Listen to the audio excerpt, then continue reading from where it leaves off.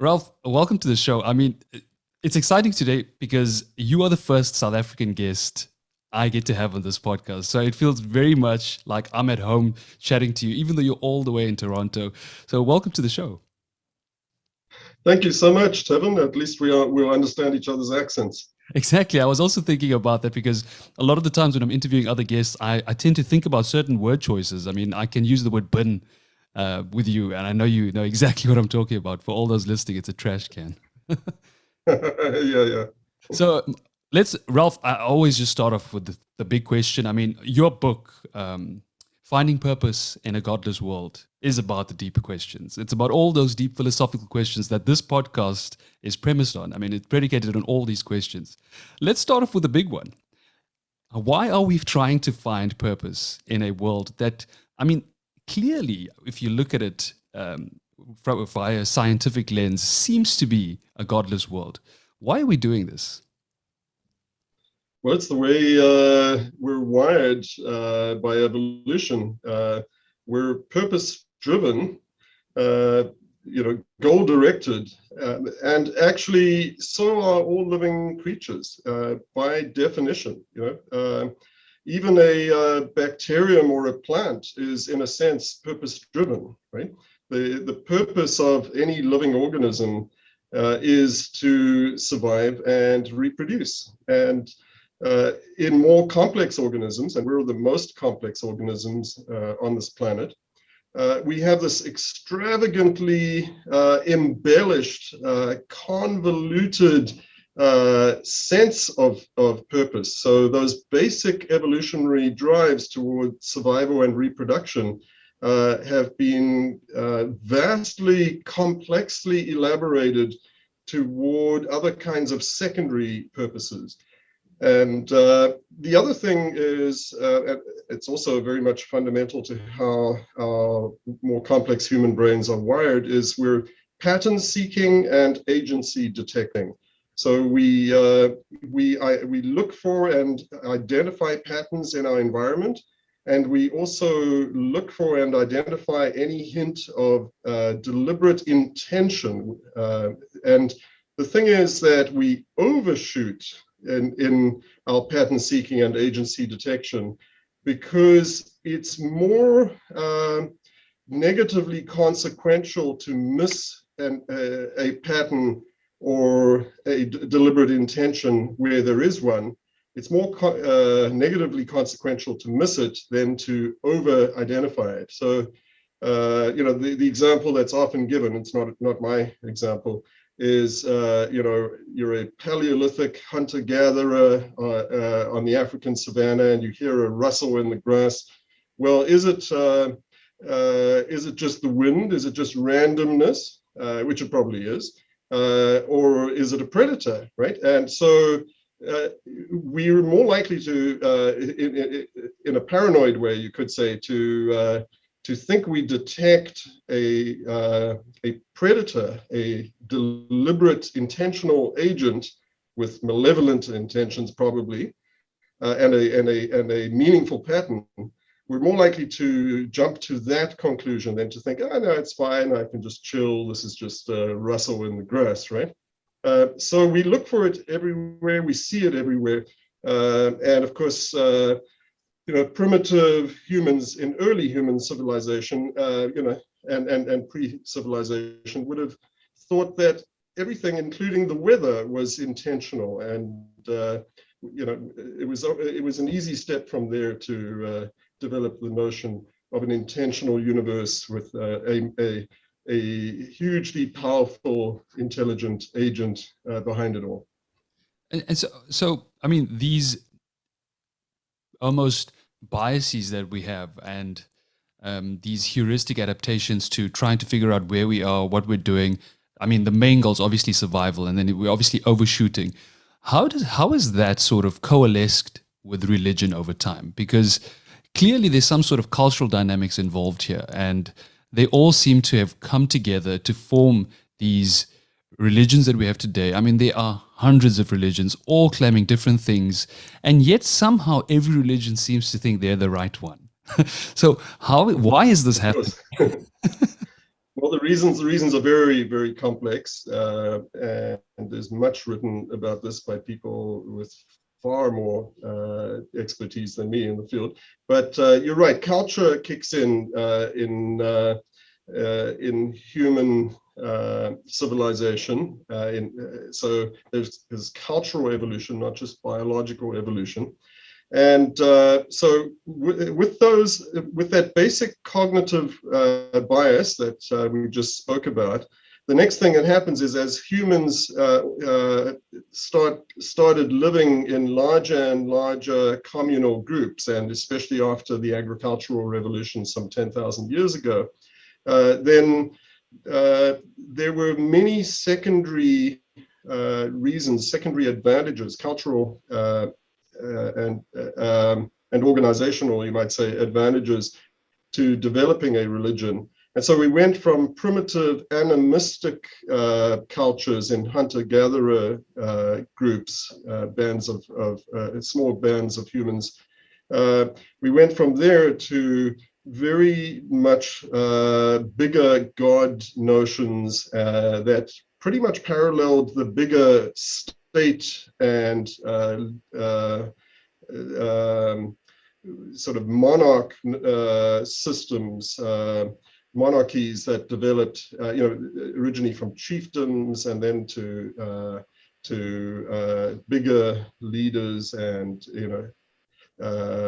kings and ultimately emperors. And so gods got bigger and bigger and served a very important secondary purpose in regulating rules and morality, and in legitimizing the leader, who was usually had some kind of direct connection to God. And then of course you had the layers of clergy or priests and so on. And so it's all, in the end, it becomes about control and power. But then also on a basic psychological level, of course, it's also about meaning, right? And humans have a very strong basic need to find and make meaning in their lives. And it's a very powerful meaning infusing belief system to which the vast majority of humans were and still to this day are strongly inclined. Mm. I mean, you and I, we have very similar backgrounds in the sense that I know you grew up Jewish, but never really took scripture literally. You always kind of had this interpretation of trying to figure out the deeper philosophical questions, and you always were looking towards those questions for answers. And I was similar in that sense. I mean, I grew up Hindu, but never really took it literally, any of that. I was at the temple, always doing the cultural activities, and still do many of them.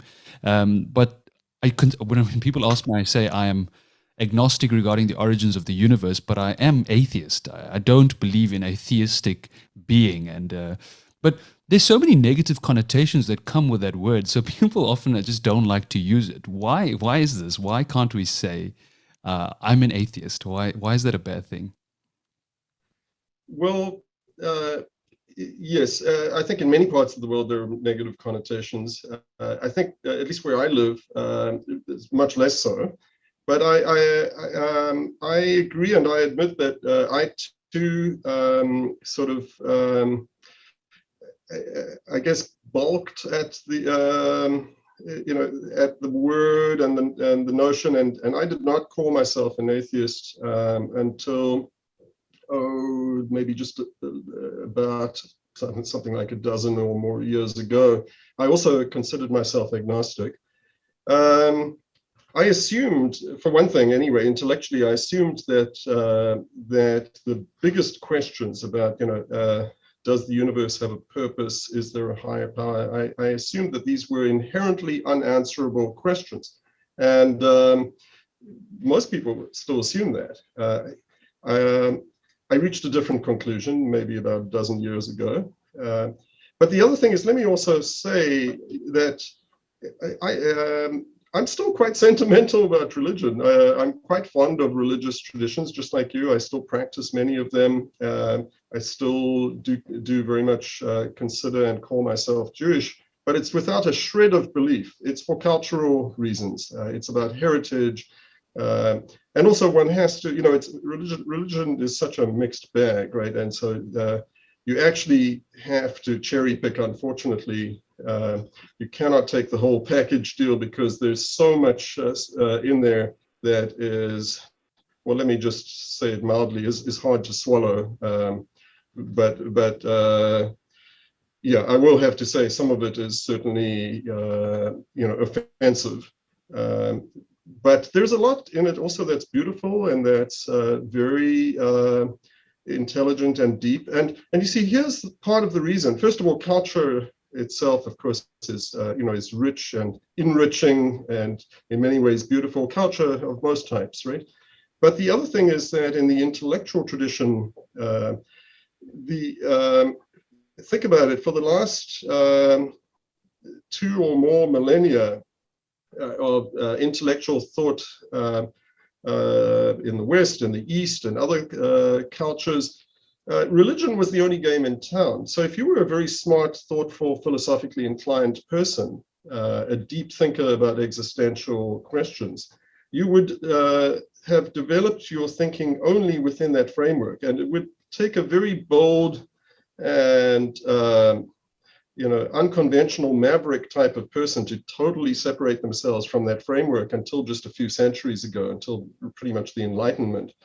And so, of course, there's a lot of wisdom in religion because some very smart people with some wonderful and deep, rich ideas develop their thinking within that framework. So that's why, I generally subscribe to the notion of don't throw the baby out with the bathwater. There's a lot that's very smart and very beautiful in religion, in that mixed bag. But understand that it was all absolutely 100% all invented by human brains, smart human minds. And once we understand and accept that, well, there's a lot of value in it. Definitely. I mean, religion definitely was our first attempt at trying to understand the universe. I mean, it gave us a lot of explanations for its time, and in its time, it was very valuable. Do you think it's being replaced today with what people are calling scientism? Because a lot of people just are so afraid of this physicalist, reductive approach of science, and they think it eradicates all meaning, all purpose, all values, and that's not really the case. I mean, a lot of scientists, even your book, when I read your book, I never got that sense of there's no meaning and there's no value in the way he's writing. I mean, he clearly has this this beautiful worldview, and it's not anesthetized. It's not completely eradicated all meaning. So do you think that's a concern for scientists? I don't think it's a concern for very serious scientists at the top levels in science. And here's the other thing, by the way, is it's important to understand, science is, of course, vast and not homogeneous, and scientists, are humans from all different kinds of backgrounds and all kinds of upbringings and biases and so on. But there is a truism, there is a fact here, which is that scientists as a group are far less religious than the rest of the population. Of course, there are exceptions. I have close friends and colleagues who are religious scientists, who I very much respect and admire for their science and as human beings. But I understand from many conversations with them where their biases come from. Of course, from their point of view, they think the same thing about me. I come with certain biases and they think I've got it wrong.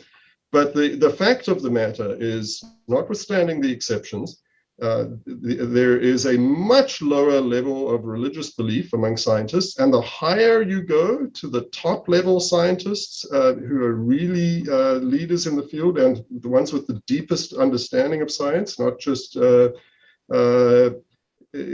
say regular lab coat wearing scientists, the higher you go, the lower and lower and lower the religious belief becomes until it's almost absent, with very few notable exceptions that are very interesting case studies, you might say. But yeah, very, very low belief among scientists at the top of their game. And scientists, what strikes me is that when you look at these people as a group, and there are always going to be exceptions, but as a group, these are among the most purpose-driven and pro-social human beings you will encounter, right?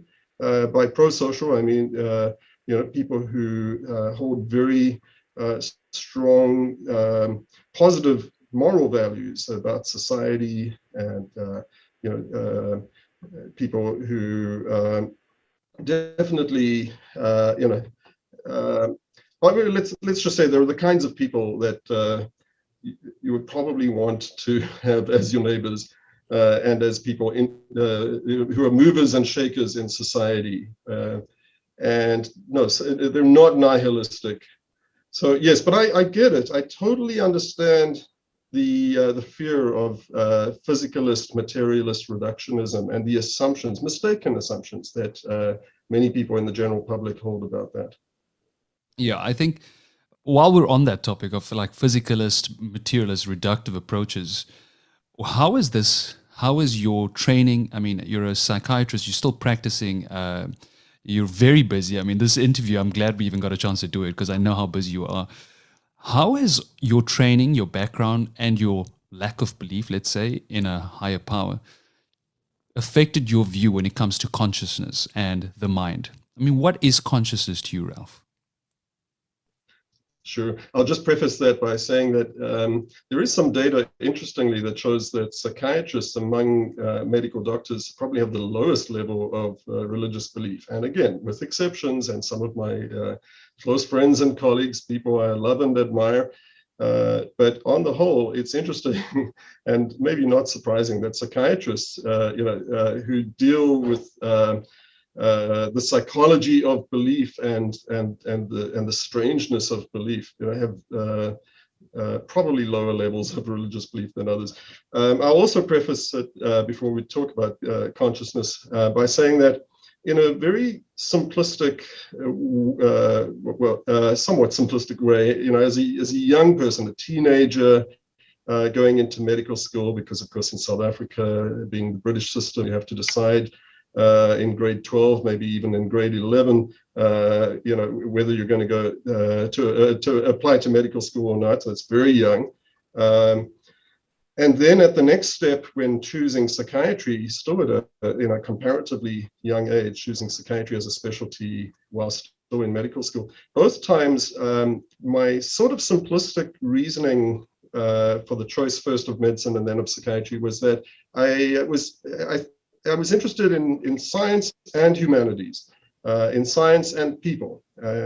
And it seemed to me that medicine and then psychiatry were the best, for me anyway, best integration of science and humanities. And psychiatry certainly lends itself to all kinds of really interesting exploration of bigger questions pertaining to many aspects of the humanities and philosophy and so on. That being said, thanks for acknowledging that I'm a pretty busy clinician. I am a full-time clinician, just to clarify for your listeners. I am not a researcher. I am a full-time clinician, a clinical teacher in a teaching hospital. Most of what I do is seeing patients all day. I have an exceedingly busy, exhausting day job. And my writing and all that is just something I do on the side late at night and weekends, instead of all the things I tell my patients they ought to do, like sleep and socialize and exercise and all that. Very unhealthy lifestyle. So no, I do not have the luxury of sitting in an office pondering scholarly questions all day. So, okay, to your question about consciousness, well, it's natural for us. Before you continue, I think, but you touched on something very important there. I mean, psychiatry, I forgot who said this quote, but psychiatry is the most humane of the sciences and the most scientific of the humanities. You working at the very interface of the mind-body relationship. So whether you're a researcher or not doesn't really matter, because you are working at the forefront of this mind-body connection. I mean, this podcast is But, called Mind Body Solution. We're trying to figure out the mind body problem, a solution to this problem. And I think you're still in a very good position to answer this question for us. Sorry, go ahead. What is consciousness? Well, thank you. I think of it as not so much at the forefront as in the trenches, the muddy trenches under fire. It's kind of you to say that psychiatry is the most humane and the most scientific. I would say except when it's not. No, true. I as well. I worked at Falkenberg for a little bit, so I know what it's like. So it's well, not at your level, but it is difficult. It does get quite rough at times. I mean, I've had some nightmares. Yeah. By the way, so just also for context, I work in a general hospital in a psychiatry department, not a hospital like Falkenberg, which is a dedicated psychiatric institution. So also, just gives a different kind of, it's a different kind of clinical work. But anyway, so look, psychiatry has unfortunately a tarnished history in many respects, and still today you will find that there are individuals and institutions that practice it in a less laudable, less humane, less scientific way. But for the most part, psychiatry has come a long way, and certainly in a place like where I teach, it's very much a modern medical specialty, medical, but very much informed by psychology and very integrative, biopsychosocial. But okay, consciousness. So consciousness is obviously a natural interest for anyone working in psychiatry. Mind-brain interface, how the mind emerges from the brain. So what is consciousness? And again, I don't pretend to be an expert on this, but like you, I try to read widely and listen to what other people who really know what they're talking about are saying. I mean, there are many different definitions of consciousness, but I think in the sense that we're likely to talk about it on a podcast like this, and in the sense that your readers are interested in it, at the simplest level, it's about being subjectively aware, having a phenomenal, I don't mean like incredible, I mean in the sense of phenomenology, phenomenal experience, a subjective experience, and some level of awareness of the environment. But there are so many degrees and gradations of it that we could apply this to fairly primitive animals in some ways, with a sort of proto-consciousness, a very elementary form of consciousness. And so one has to be very careful not to make any assumptions that what we experience as consciousness is what other animals or even humans who are extremely brain damaged, or maybe the very youngest infants, we should not assume that what we experience as consciousness applies to any of those other beings. Also, you and many of your listeners would be familiar with the very classic paper by the philosopher Thomas Nagel in the 1970s. Was it the 70s? I think it was. What is it like to be a bat? That term, that phrase, has made it into a lot of these conversations about consciousness. Consciousness is what it is like to be something that has some kind of a mind. Yeah, just by the way, the phenomenal, I'm sure the listeners, this podcast is very niche. So anyone listening, I'm sure they understand the phenomenology. That's exactly what you're touching on, the what is it like, that subjective qualia feeling. When you look at the experiences you see in psychiatric patients, there are so many vast and varied experiences that you see. You see people with referential ideations, the loss of self. There's so many treats. I feel bad saying treats, but it's such a gem of a subject because you get to see the wide variety of experiences possible by the human mind. I mean, even out of Yes. body experiences, when people talk about it, when you think about the way proprioception works, the way the body kind of functions with its senses, there's ways to explain a lot of these paranormal activities people often talk about.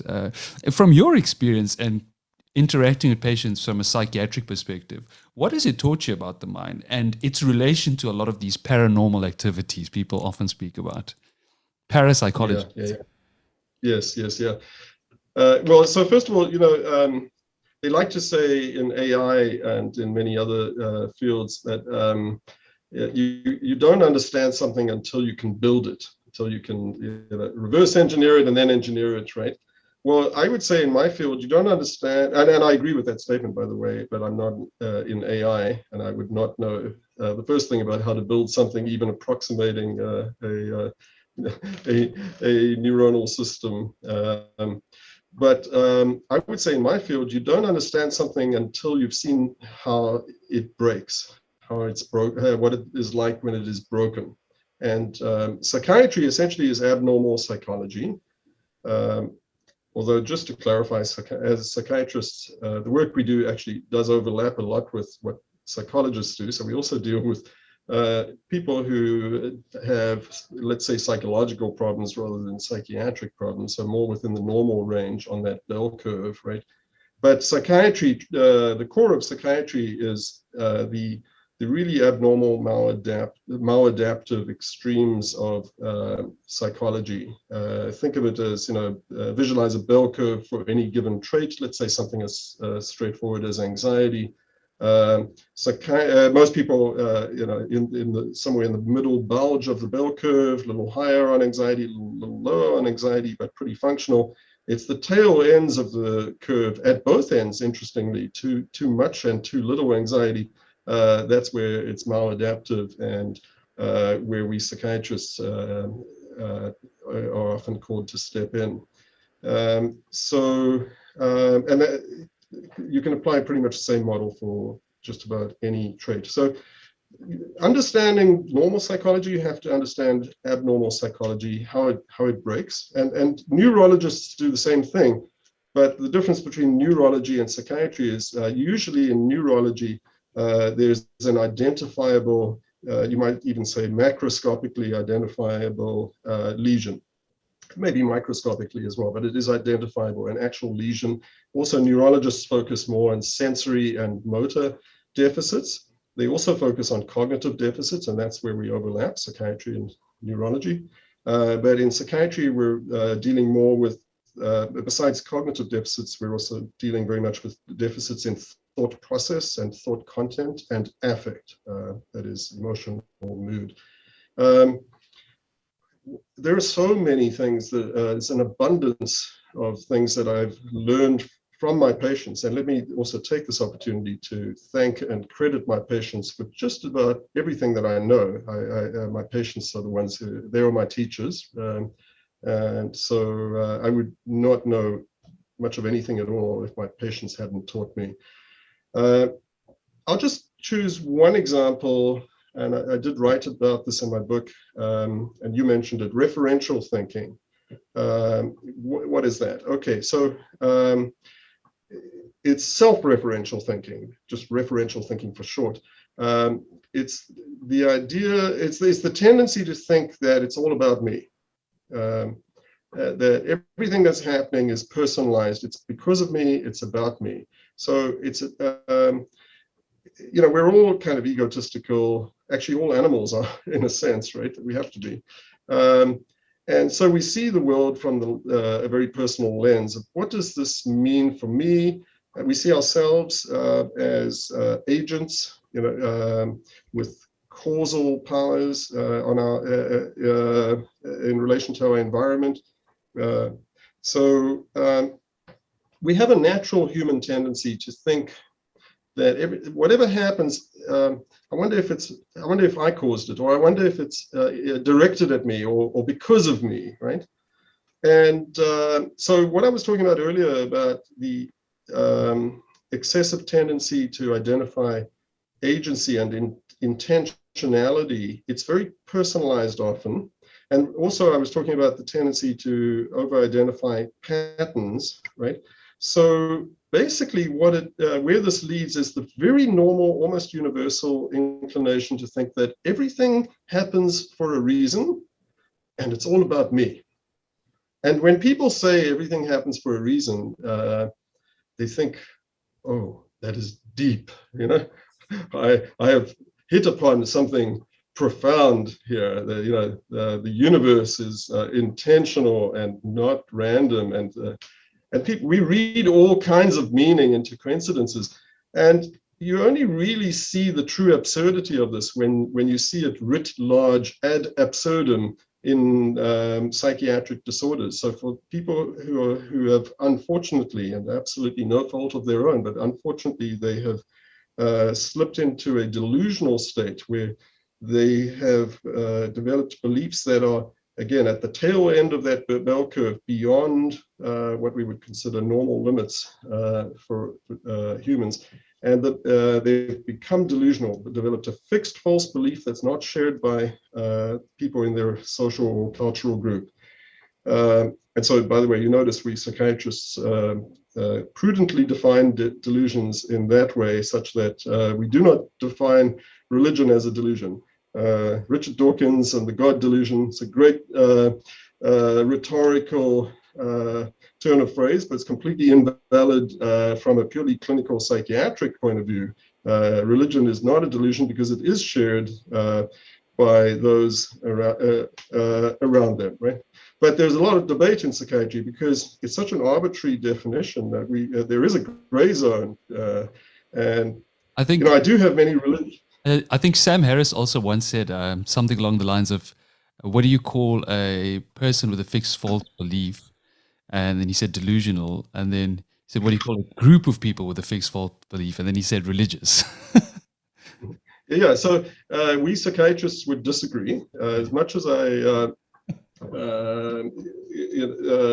am persuaded by much of what Dawkins and Harris have written, but from a purely narrowly clinical point of view, I would have to disagree as a psychiatrist. However, we do run into problems as psychiatrists because we're often left scratching our heads and wondering, gee, is this person delusional or not? So, clinically, I have many religious patients, and families bring them in and say, I always ask, it's important to ask a family or whoever is in that person's closest group, what is your belief system, and why are you bringing this person to the clinic for psychiatric help? What are you concerned about? How do their beliefs deviate from what you consider to be normal and appropriate beliefs? And it's very clear usually, because very devout families will come in and explain in very clear ways, usually unambiguously, that this individual, maybe it's parents bringing in a young adult son, let's say, for example, who's fairly acutely, abruptly changed in his behavior and become extreme and obsessive. And by the way, of course, sometimes the problem is obsessionality, sometimes the problem is delusions, and there are other problems as well that can emerge. But the point is, qualitatively, they've become overly intense. They're praying all day. They're also getting messages from God, which the family do not consider normal, and there's usually other things that are very obviously abnormal, up all night, not sleeping, and things of that sort. I could go on and on, but it's pretty clear that the person's behavior has changed and it's now deviated from the cultural group, even though that family and community may be devoutly religious. But getting back to ideas of reference, which when they're more fixedly held termed delusions of reference, we tend to actually use the term ideas of reference loosely even to refer to delusions, but technically a delusion is more fixedly held than an idea of reference. This is actually the most common, probably the most common type of delusion.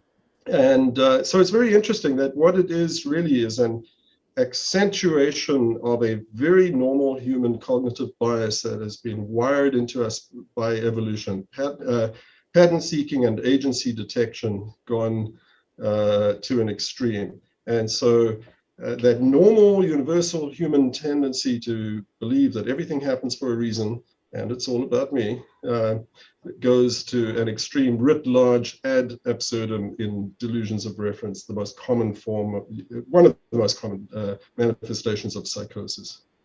I mean, psychosis definitely is one of those mental health conditions that really expose a lot about the mind. A full-blown psychosis is one of those. I mean, myself, when I treat patients, and often what you're touching on in regards to the collateral history, I mean, it's so important to get that information from the family because a lot of the times they're very convincing. The patient can come to you and tell you a story that sounds so genuine, so authentic. And if you ask someone who's concerned about their religious beliefs and you might offend them, you might believe everything they say until you find out from the family that they're not really religious. This is the first time he's speaking about God. So the way they're able to convince you is also quite amazing because the person still has some sort of cognitive faculties intact to make a valid case. Do you feel that when you're seeing a patient and someone is in a full-blown psychosis, what tools do you sort of use to differentiate the person's psychotic experience from their reality? So in terms of, let's say, their religious beliefs, if there was no collateral history, how do you then go about differentiating that? Well, a lot of the time it is clear because of all the other symptoms that are associated, but it's true that there can be times when it's unclear. So, of course, delusions may be bizarre or non-bizarre, right? Implausible or plausible by most reasonable standards, right? And so there are clearly delusions that, are so far out there that couldn't possibly be true. At least most of us living in the real world and grounded in the real world would think it was untrue. But, you asked, and I forgot to answer your question about people believing in paranormal phenomena. Yes. There are a lot of beliefs that many people out there hold, quite apart from religion, that from a scientist's point of view, or frankly from most psychiatrists' point of view, or other medical doctors, are really implausible, right? And if not bizarre, right? And yet, it's not true to say that every implausible, bizarre belief is a delusion. In fact, it's very far from true to say. And if this wasn't clear before to people who were not really thinking very much about this, it is abundantly clear in the last few years, in the world of disinformation and very strange beliefs and, bizarre beliefs like, QAnon and things like that. Like, how can anybody who's not psychotic and who is within the normal range of the IQ bell curve possibly believe this, let alone some prominent politicians and people who have actually, there are some individuals who are quite accomplished in other ways, Let me just say that if I, as a psychiatrist, tried to treat those people with an antipsychotic, it would do nothing. It would do nothing, right? There is clearly a difference between what's going on in those people's heads and what's going on in the heads of people who legitimately need psychiatric help and antipsychotic medication. And yet, for all the world, I mean, this is the problem with the definition of a delusion that's a fixed false belief, right? For all the world, these are fixed false beliefs. And I guess the only part of our definition that rescues the concept, that helps differentiate true psychosis from all these other strange beliefs that are held by so many people out there, is that part about how it's not shared by their in-group, their cultural group, their social group, and so on. And many of those individuals are part of an in-group, an echo chamber, if you like, where everyone believes this, at least, or they've gravitated towards such groups. They may have left their previous cultural and social group, alienated themselves from it, or become alienated from it, and joined these other groups and their online communities. And of course, we all know that the internet has, unfortunately, had this multiplying, amplifying effect here, for all these kinds of strange beliefs. But these strange beliefs were, they were an issue long before the internet, right? And anyone who's read the work of people like Carl Sagan and others, which mostly pre-internet, knows this, right? And parapsychology, actually, so paranormal beliefs, parapsychology, this was actually a respectable field for a while back in the 70s, maybe into the early 80s. And there were some very serious attempts by some very reputable departments of psychiatry and even and government, US government and military departments that were very interested in investigating this. And there's a whole long, complicated history as to how and why these beliefs for a while seemed plausible and almost did make it, you could say, into science, until they were thoroughly debunked. And I know that there are people who would take issue with that statement. There are many people who still think, no, there's a lot to this. And every now and then I meet someone, who is a mainstream scientist who actually is very partial to these beliefs. But let me be clear that in terms of mainstream consensus and people at the top of the field in science, this is very much out there on the fringe. Now, let me also say, I will concede that alone should not be a criterion to say, oh, this can never be true, because people will always say, oh, but look, continental drift and other theories like that, they were thought to be weird beliefs, but look, now it's mainstream science. And people who believe in parapsychology always say, no, you scientists and doctors are so closed-minded. But here's the thing, right? Yes, there are scientific revolutions. Yes, conventional orthodoxy gets overturned in ways that are so exhilarating. It's so exciting when a belief system in science, where I should say, theory in science, right, gets overturned by something radically different. That's wonderful. But this isn't just like relativity or quantum mechanics and continental drift, overturning important aspects of science. Let me be clear: if for paranormal phenomena to be true, all of science would have to be untrue.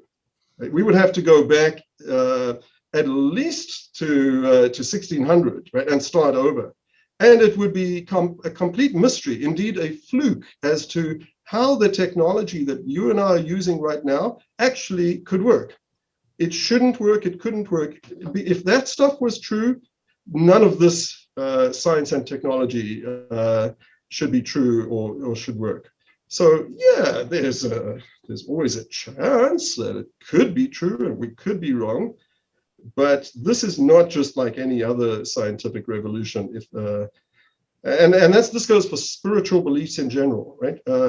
Either there is a spiritual realm or science is true. They could both be false. But one thing is absolutely guaranteed, 100% certain, and that is at least one of them, the spiritual worldview, including paranormal phenomena and parapsychology, at least either that is true or science is true. At least one of them is spectacularly wrong. We'll leave it at that. Yeah, it reminds me of Karl Popper. I mean, science is, it's not just, I mean, a lot of people see it as a belief system. And yes, there are a lot of biases and there's a lot of our own beliefs going into a lot of the research that gets done. There's political agendas. There's a lot that does come into play when people think about science. But when you think about the scientific method in itself, that's not a belief system. That is more an approach to almost filter out the incorrect information. It's not necessarily us trying to prove something right. It's more us trying to prove everyone else wrong, which is probably the best approach we should take, because that humility, I mean, you're clearly showing it now by saying that you're not going to give it 100% certainty. I mean, that's the type of humility that science gives you, that feeling of not saying, I know this is true 100%.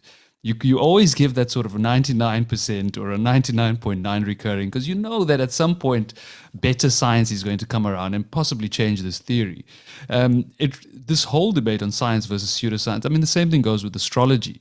I mean, it's been going on for decades, for years, millennia, and it just doesn't stop. There's no way to, and when you try to have the conversation with people, flat earth theorists, when you try and have these debates with them, they come at you with so much science. It's almost as if they know exactly what they're talking about. But then the arguments at some point just break down. How do you converse? Because I'm pretty sure at some point when you wrote this book, I mean, Finding Purpose in a Godless World, you must have been thrown into this realm with the Dawkins, with Dennett, Hitchens, even if it was unintentional, because I know I can clearly see you are not anti-theist, but you are atheist. But you've possibly been thrown into this realm. How has it affected you personally? Yeah, well, okay. I know it sounds very cliche to say some of my best friends and relatives, are religious, but truly they are, and there are people I genuinely admire and respect, and who are in many ways, I could certainly point to many aspects of their lives, their careers, their functioning, in which they're more successful, smarter than me, and all those things, right? These are not stupid people, right? Not by any stretch.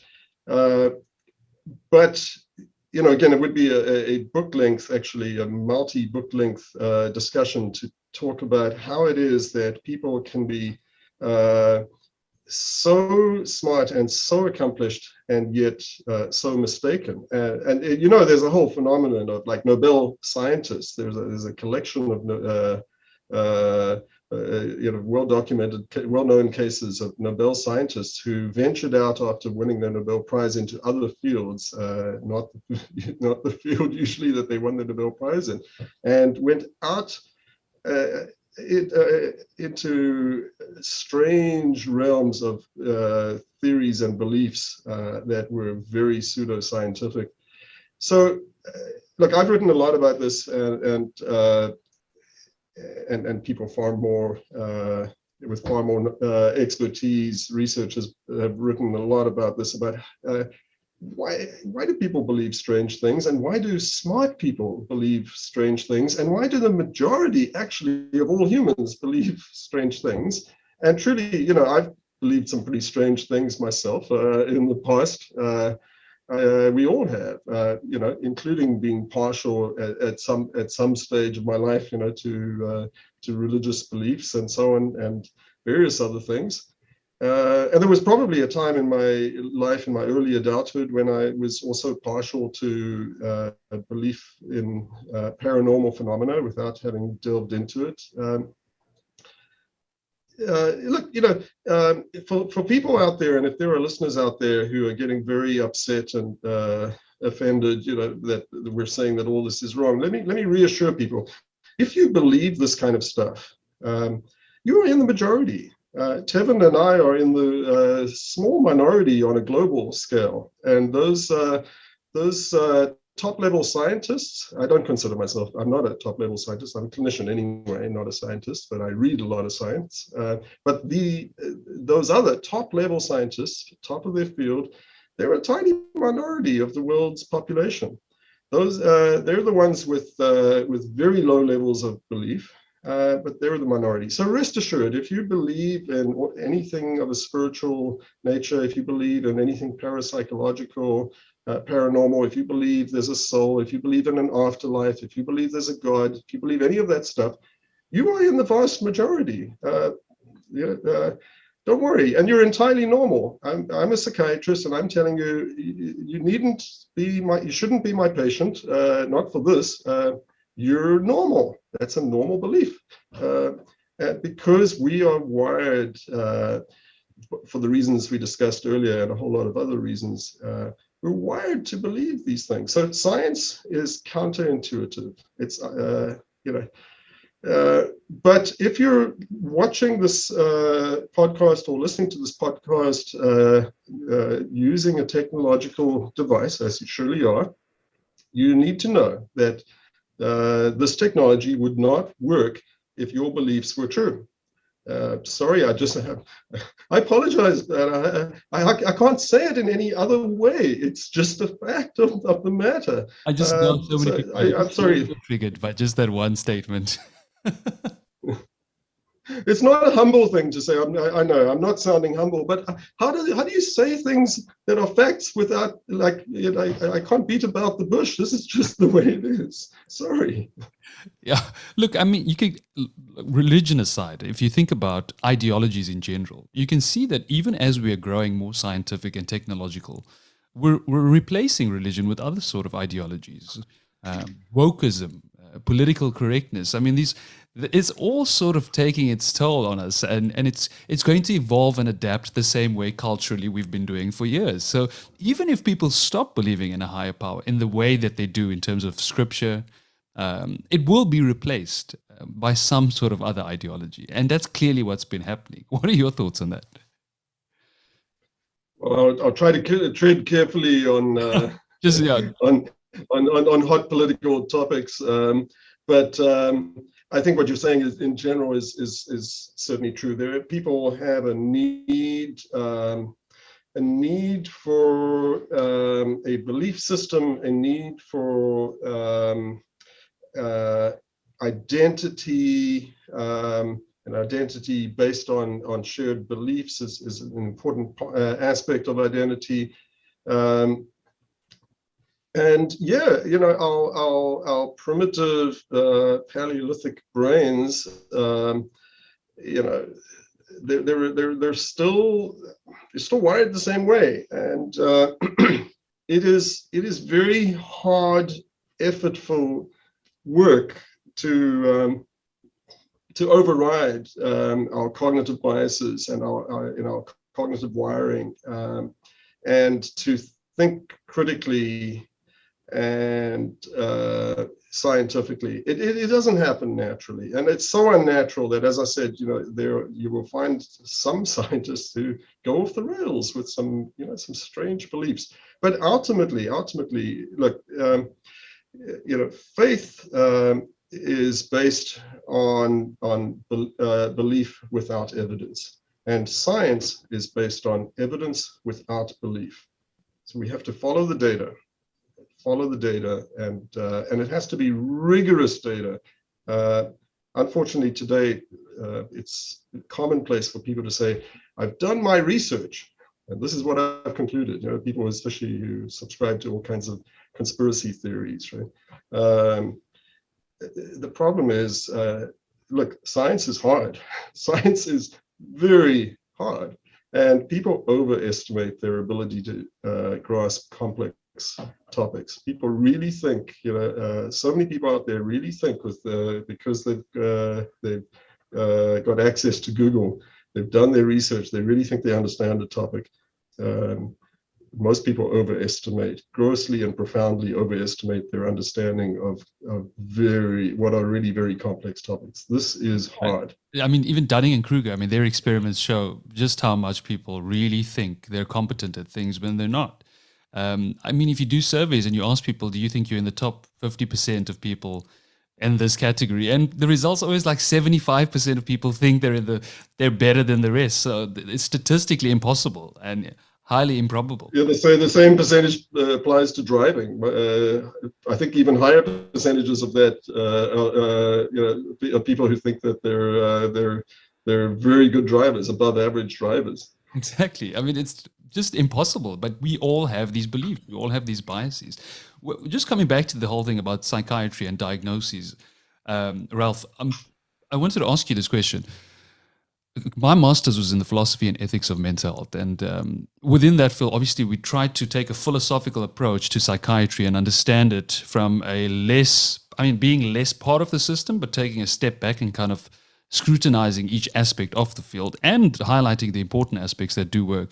But I wonder, from your perspective and what you've seen over the years clinically, has there been a rise in mental disorders, or are we just medicalizing human experiences? What's going on? Thank you for asking that. Yeah, that's another interest of mine. You know, I by the way, my affliction, I suffer from a very disabling affliction, which is I'm interested in too many things, and so I should also be wary and cautious that let me emphasize again, I'm not the expert on any one of these things. There's only one thing I'm going to claim credit for, and it took a long time to get good at this, is to figure out who to listen to and who to read, like the real experts. That's actually very hard in itself, almost as hard as science itself, is figuring out like what's credible and what's not out there.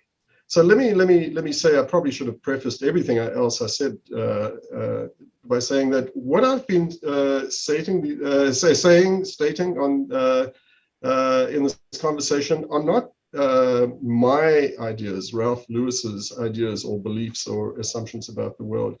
It's what I have taken away from people who really know what they're talking about.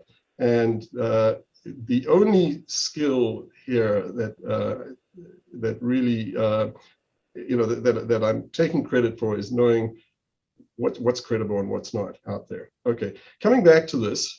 So one of my all too many interests. What's going on? Is there a rise in the true prevalence of mental illness, and especially in young people? And young people are a big part of my practice. You could say high school and university or college age.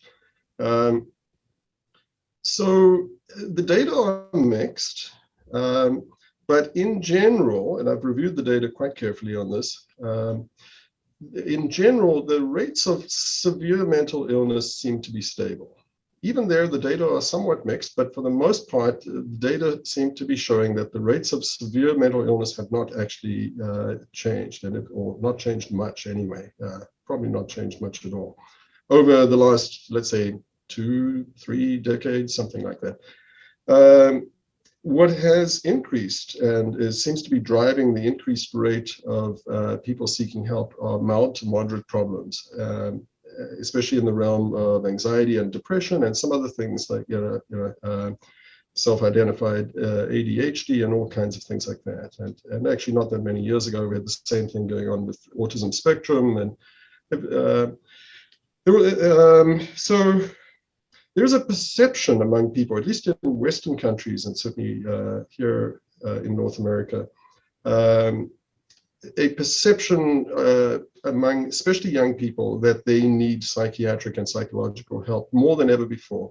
And the reasons are very, very complex and obviously must have a lot to do with public mental health education and destigmatization campaigns and availability and accessibility of information on the internet, many, many cultural trends. But it feels like there's this tsunami of mental health problems. And certainly, I was speaking just recently, actually, I gave a talk to university leadership here and a few months before that to the psychiatry leadership in the city, talking about this very question. And like from the university's point of view, they don't know what to do. I'm talking about University of Toronto, very massive university here. They don't know what to do and how to meet the need of all these students who perceive that they need psychiatric help. And historically, it wasn't the university's mandate or job to provide mental health service or health service in general, right? They're an educational institution, but students have been clamoring for more mental health services on campus. So not for a moment to minimize, dismiss, or invalidate people's personal struggles, and not for a moment to suggest that life is not highly stressful for young people, students today. But definitely, people are seeking help for problems today that in the past would have just been labeled or accepted as stress. The language has changed. People are no longer just talking about stress, they're talking about mental health problems and anxiety disorders. And maybe this is a good thing, and I'm sure in many ways, to some degree, it's a good thing, destigmatization and more people getting help for problems that always did exist. But I think the pendulum has gone too far, and there's too much emphasis on disorder, too much self-labeling with disorder, too little emphasis on resilience, too little acceptance of normal stress in life. And there are a lot of people who, yeah, they need some kind of support and help. They don't necessarily need to see me, a psychiatrist. They probably would do better to see a psychologist or a good social worker, therapist, or some other good psychotherapist. We need a stepped care approach, a graded approach. Not everyone should be trying to see a psychiatrist, and for lots of good reasons, because people who are truly mentally ill at the true tail ends of those bell curves, they need to see a psychiatrist, and they can't get in to see me. The wait list has become longer and longer, and I'm working day and night trying to see all these people, and a lot of them don't need to see me. So yeah, there are many, many other reasons. It's a very interesting phenomenon. It's very much a cultural phenomenon. Yeah, there's a lot more one could say about it, but I'll stop there. Yeah, no, I think also, like, when you think of the DSM and how many new diagnoses get added for each version that comes out, obviously then we have to also think about the fact that insurance companies and all the other aspects that come into play. I mean, it's a really dynamic system. A lot of Academic accommodations as well. Yeah. So I should have said also that a big part of the problem, is like my field is to blame, although it's probably an unsolvable problem.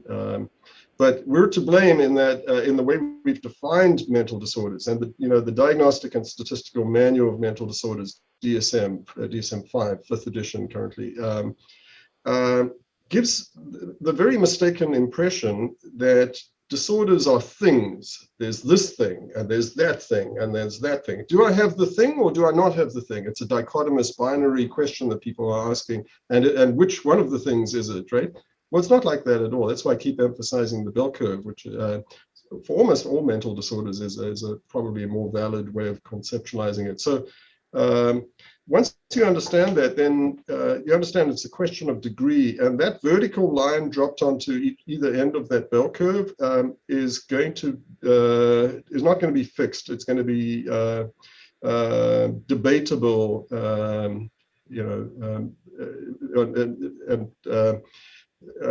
determined by many, many other factors. So that especially mild to moderate level of mental health problems, there's always going to be debate, should we call this a disorder or not? But essentially, we think of disorders as defined by significant and sustained distress and or impairment of functioning. But it's very fluid, and these disorders overlap, and they're mostly just descriptions. So it's a descriptive phenomenological diagnosis. It's not something that is anchored in biological markers, unfortunately. There are many biological markers that are identifiable in mental disorders, but they're only identifiable in groups statistically. They're not useful yet in individuals. I can't just put you in a scanner, let's say, or send you for some sort of blood test or some kind of EEG or something like that and say, okay, this defines that you have a mental disorder. Most mental disorders are based on impressions, global clinical impressions based on a careful interview and observation.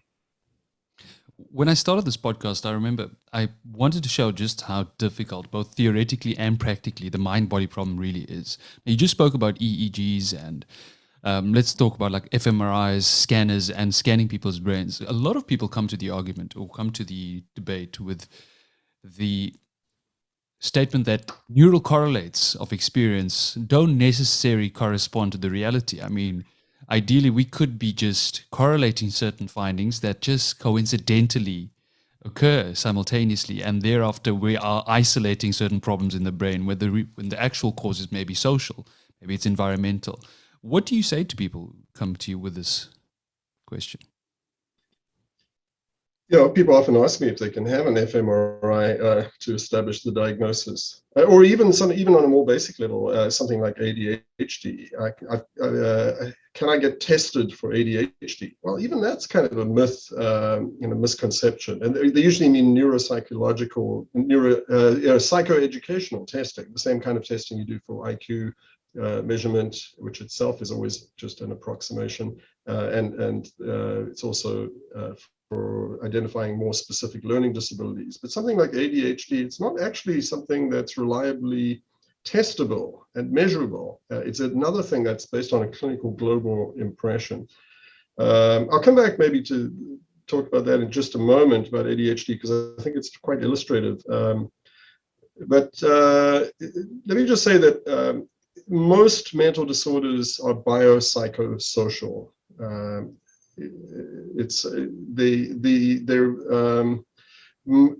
They're multifactorial. They're caused by usually to simplify, it's usually a biological predisposition, which very often means genetic susceptibility. But we're not talking about single genes here. We're talking about highly complex, probably thousands of genes, genes that are not actually disordered genes necessarily, but they're genes involved in normal human brain development. But if you have, if you cross a certain threshold for genetic susceptibility, you may be more prone to develop, let's say, depression, disabling anxiety, things like that.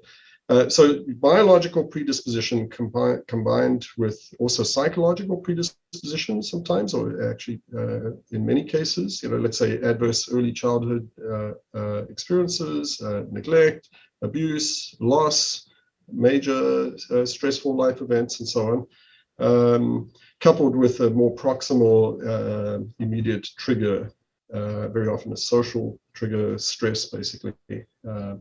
Sometimes it's a biological trigger, it can be drug abuse, or it can even be a medical illness and so on, right? But biopsychosocial, very complex, predisposing factors, precipitating factors, perpetuating factors, and indeed protective factors, the 4 Ps. And actually, that's how residents in psychiatry in South Africa or Britain, they'd be registrars in psychiatry, get trained, right, at the earliest level of their training. They're taught to think in grids. There's a table with, and the columns are what I just said: predisposing factors, precipitating factors, perpetuating factors, and protective factors. And the rows are biological, psychological, and social. We can even put cultural with social, and also family with social. So yeah, very, very complex. If you like, we can talk more about ADHD as an illustrative example, but you probably have more things, more pressing questions you want to ask. No, I think let's quickly touch on that then, and then I'll ask you the next question afterwards. Okay, well, I like ADHD as an illustrative example because it brings together many things, including the evolutionary perspective. And it's been said that nothing in biology makes sense except in the light of evolution. And the same is true by extension for psychiatry and for normal psychology. And I often teach medical students and residents this. I often say to them, look, you can't just understand psychiatry by reading and memorizing the DSM-5 or all the other textbooks that elaborate on it.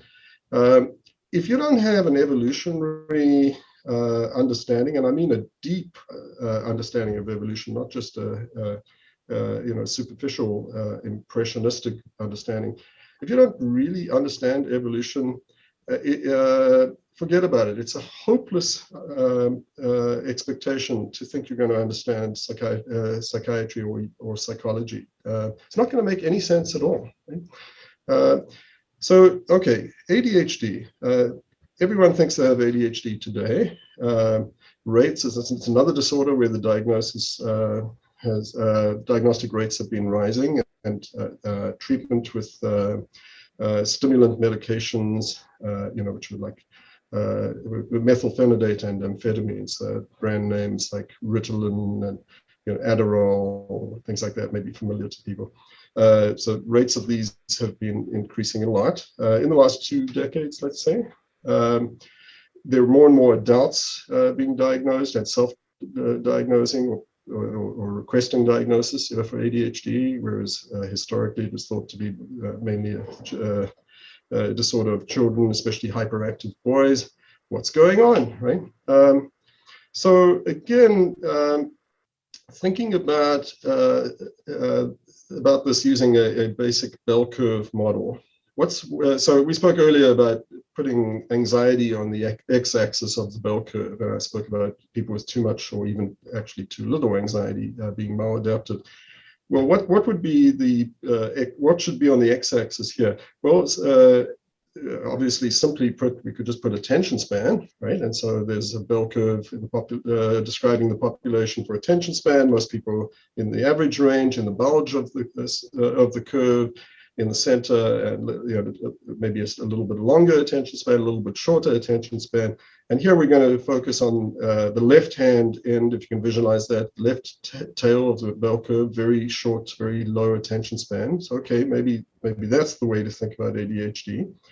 Well, we've known for a long time that ADHD is not just about attention span, it's about executive function, and hopefully many of your listeners are familiar, but briefly, that's frontal lobe sitting behind the forehead, prefrontal cortex, the front of the frontal cortex. It's the highest, most executive part of the brain. It's the part of the brain that directs. It's the brain's ability to direct itself. And don't imagine a pilot, a CEO over there, truly in charge. It's a reverberating circuit. That's how the brain works. And so, but this is the most executive, the highest part of the brain involved in focus, that's attention, right? Planning, inhibitory control, that's self-control, and so on. Basically doing getting us to do the harder thing, right? Self-control. And that includes emotional self-control, emotional self-regulation. Well, executive function can be plotted on that bell curve. And in fact, executive function is heavily, almost entirely genetically determined, as a matter of fact. And there's just a range in the general population of people with, I'm not going to say better or worse, I'm going to say more intense or less intense executive function, right? Now, in the Paleolithic environment, I think hunter-gatherers again on the African savanna, it was probably equally advantageous to be to the right or to the left of that curve. Well, how would it be advantageous to be at the left of the curve? So think, I'm going to simplify and use caricatures, sort of cartoonish characters, but imagine your hunter-gatherers, right? So you've got the very focused ones, and we'll focus on the hunters more than the gatherers here. And yeah, that probably historically meant more males, but let's understand that we're talking about something that applies equally to females. So I'm going to say these guys, they're the trackers, and they look down at the spoor, the track of the animal, the imprint in the sand, and they can tell you an amazing amount of information just analyzing that spoor with tremendous attention to detail and experience. They can tell you not only what animal it was, the size of the animal, how long ago the animal was there. I mean, they would even notice things like, maybe there's a little nocturnal mouse track print imprinted on the hoof print. And so they know that the animal passed through there before the night, right, or early in the night, right, because the mouse went running on top of it during the night. That kind of level of detail, they tell you how if the animal is sick and and the speed of the animal and so on. So that's attention to detail, very important for the tribe to have these very focused people. But then you also needed the big picture people. Don't you love it when people say, I'm a big picture person, spare me the details, right? Well, that was important too, right? People who with less patience, less attention to detail, less interest in detail, more novelty seeking, more maybe thrill seeking, adventurous, maybe a little bit impulsive. These were the guys who wanted to follow the herds. They're probably because of them that they followed the herds right out of Africa and humans dispersed across the globe, right? So you probably needed all types. Now, what about the really extremes, like the obsessively, narrowly, rigidly focused ones, or the like no attention to detail, like going to get eaten by a lion because they're not even paying attention, right? How would it be advantageous to be at the real tail ends, the extremes of that bell curve, or any bell curve for that matter? Well, probably it seldom was advantageous. It was probably mostly disadvantageous, but in rare situations might actually have been an advantage to be that person. And the environment, one thing is the environment is not stable. It changes all the time, right? And so different people at different ends of the curve are advantaged at different times. And for the tribe as a whole, in terms of survival of the group, that's important. But the other thing is that if you have a statistical spread bell curve, which is the way most statistical spreads normally distribute, right? Well, you must have tails of the bell curve. It's an inevitable consequence, a byproduct, if you like, of having that healthy diversity of the bell curve. So you can't avoid having the extremes. And yeah, so they're disadvantaged most of the time in most environments, but they have to be a few people there. You can't truncate the bell curve. It doesn't work statistically, right? Okay, now what's going on with ADHD today? So what we call ADHD is really just people at the left-hand end of that executive function curve. You see, I said the environment changes all the time, but we have changed our own environment. Look around you.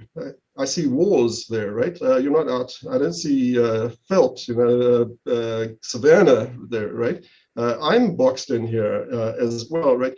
We're in a hyper structured, hyper specialized, time crunched environment that has disadvantaged, disfavored people at the left-hand end with less intense executive function, and has favored people with intense executive function in most occupations today. Now, with exceptions, there are some occupations that still favor the big picture people, right? And novelty seekers and thrill seekers, right? But and it's interesting to see what occupations they gravitate to. But in most occupations, and certainly educational institutions, they are disadvantaged. And so these people have a disorder now. And more of them, as the environment gets more structured and more focused, and you need more self-discipline and more patience and more attention to detail, more and more people find, oh my God, I've got a disorder. By the way, the H of ADHD, that only applies to some people, especially more so to boys, the hyperactivity.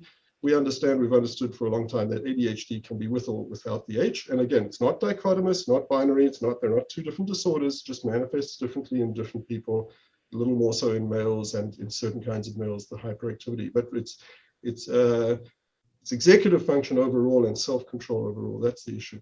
And I'll just end by saying that I wrote a blog with the title, "Is ADHD a real disorder or just one end of the normal continuum?" And so clearly I'm saying, yeah, it's actually one end of the normal continuum. But there was kind of a false dichotomy, a simplified headline, because much more nuanced than that. There are lots of people who genuinely are, for all intents and purposes, it is a disorder, right? And we should call it a disorder probably, right?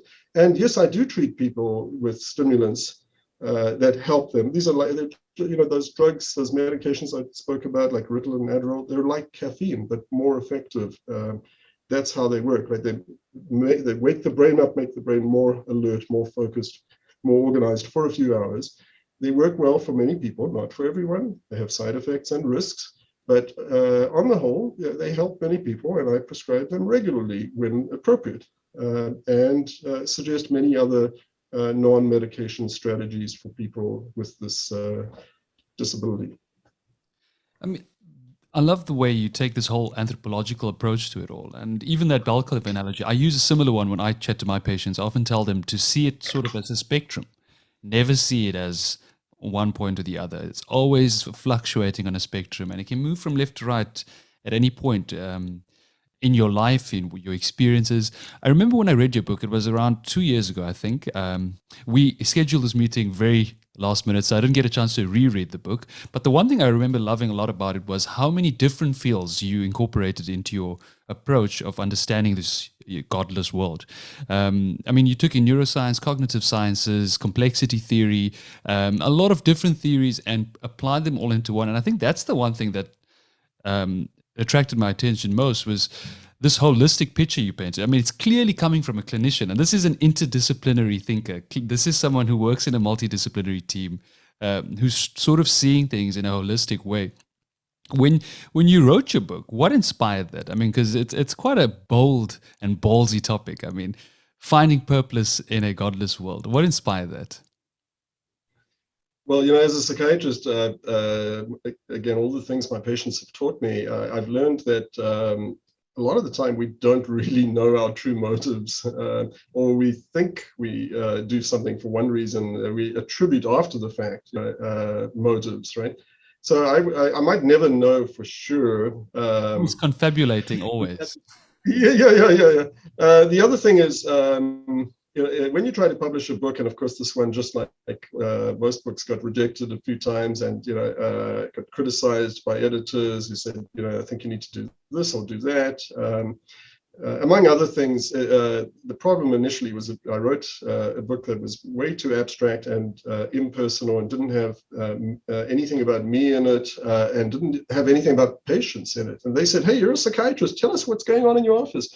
And I thought, oh no, that sounds voyeuristic, and I'm not really, it's not what I wanted to write. I wanted to write something abstractly philosophical, and actually initially, truly I mean it when I say I do not regard myself as an expert, but the one thing I learned over many years is who to read and who to listen to, and what's credible and what's not. And initially, when I wrote this book, I wasn't intending for it to be a book.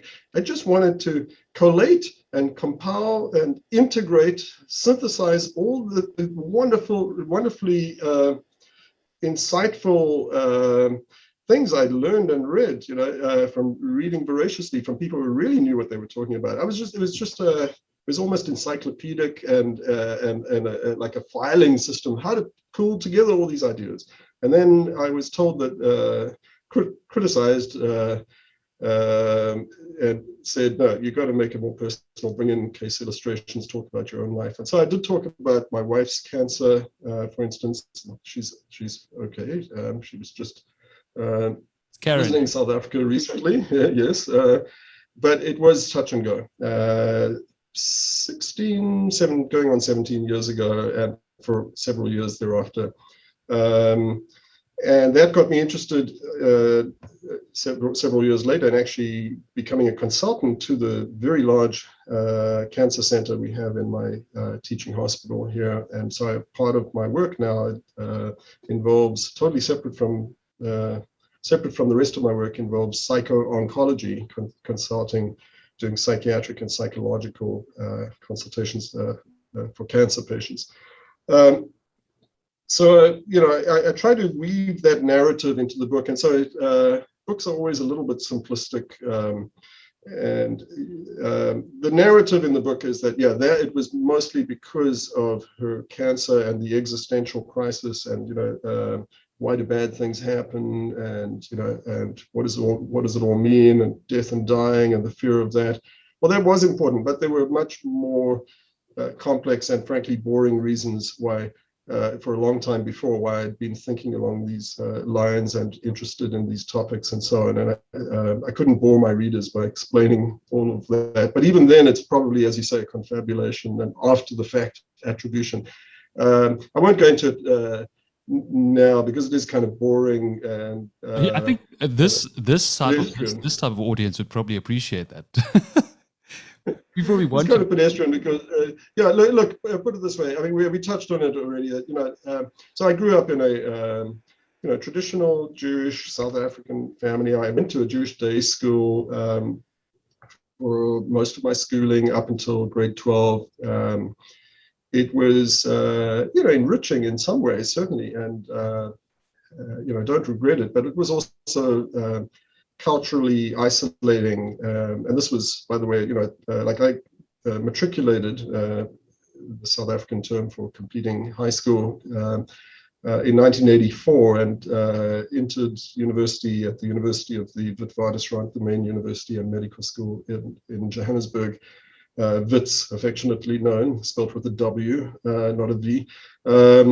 I entered Wits on main campus in 1985, and for your South African listeners, you also know that that's the year of the state of emergency being declared, and that was when the anti-apartheid struggle erupted, and it had, of course, several times before, but this was a tumultuous time, and frankly, for a young 18-year-old, an exciting time, right? To be on campus and out of the cultural bubble of an insular Jewish day school in Johannesburg and into this really interesting. Well, we couldn't wait, my friends and I, to leave high school and get and mix and meet people from other cultural backgrounds, other racial backgrounds, and that sort of thing. I mean, we hardly even knew any white Christians, at that time. Like, we grew up really in a bubble, So we were like chomping at the bit, wanting to get out there on campus. And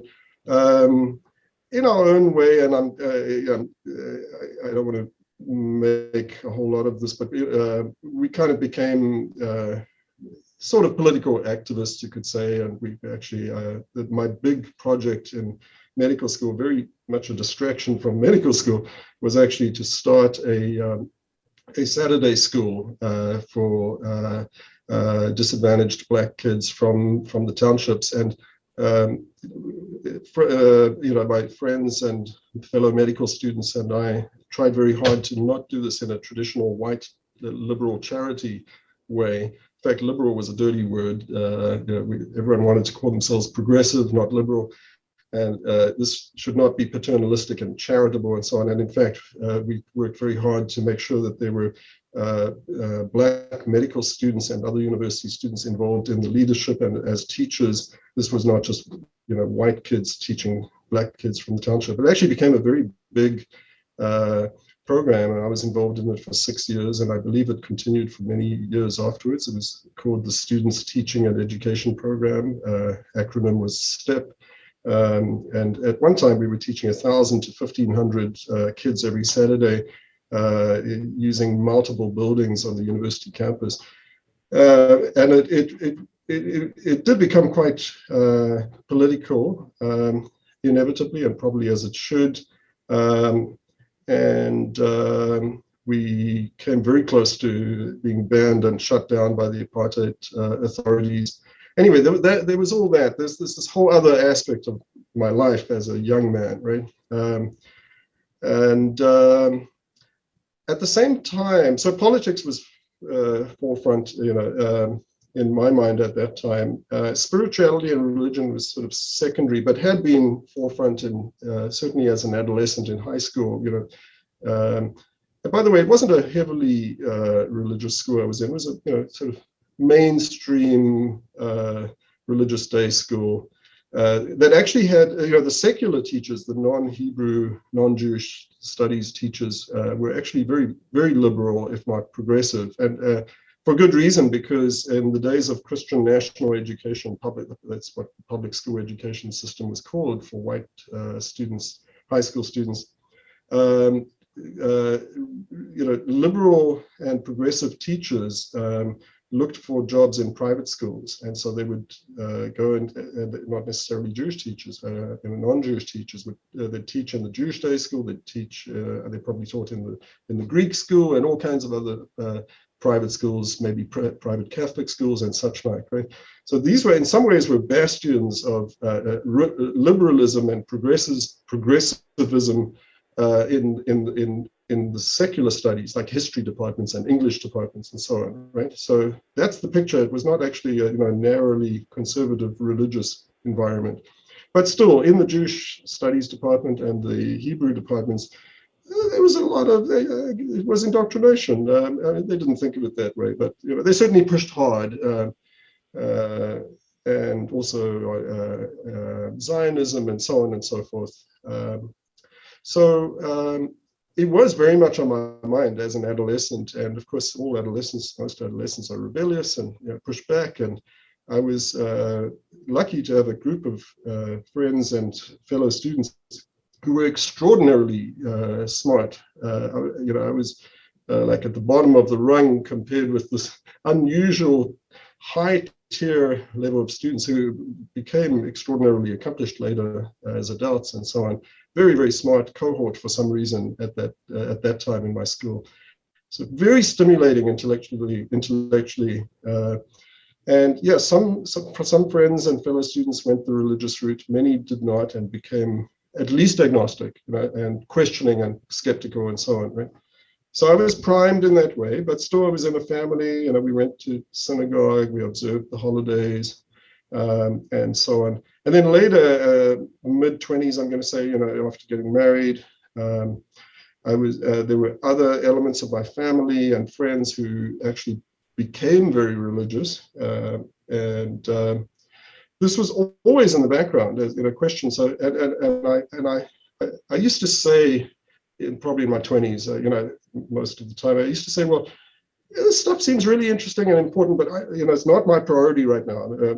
Priority is, medical school and politics and so on, and psychological insight and development. I was getting really interested in, in that level, the psychological level, and I still saw the spiritual level as a higher realm, and I said, I'll get to that. I sort of deferred it, postponed it. I'll get to it.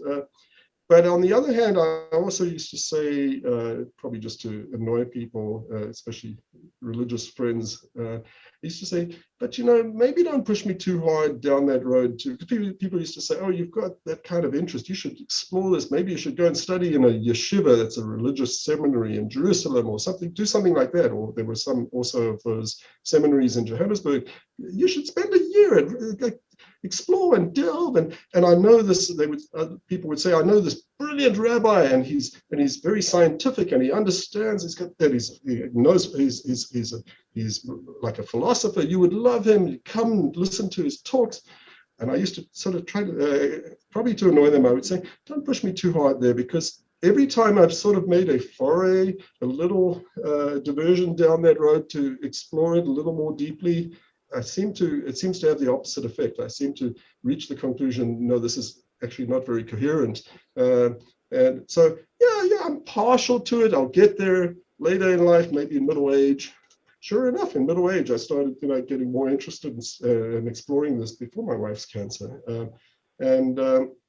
Really, it got like, I was interested in the big questions. I want to understand this, And psychiatry also, inclined me to think about in big questions, consciousness and free will and mind, brain, and what is the mind and all that sort of stuff.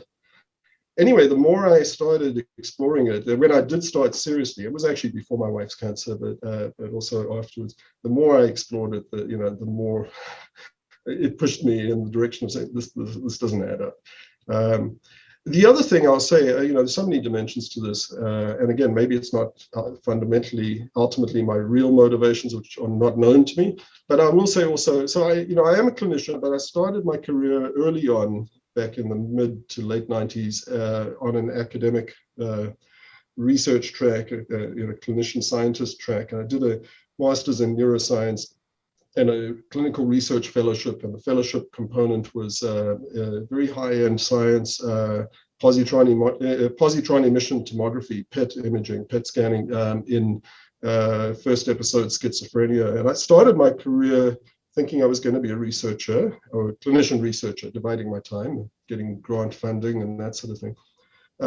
It didn't work out for me in terms of, for lots of reasons, where I chose to work and the time management and the clinical work. This happens to a lot of MD clinician scientists. There's a high attrition rate because clinical work is all consuming.